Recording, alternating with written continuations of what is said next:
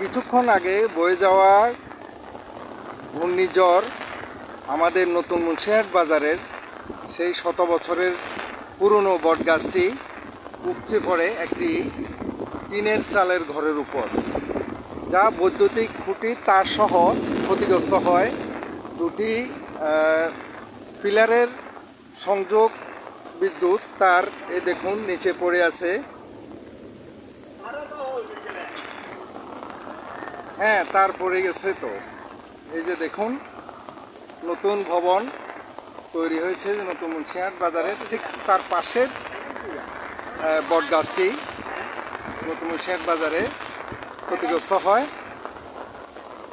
বটগাছটি অনেক বছরের পুরনো ছিল, প্রায় 100 বছর পূর্বে এই গাছটি রোপণ করা হয়েছিল।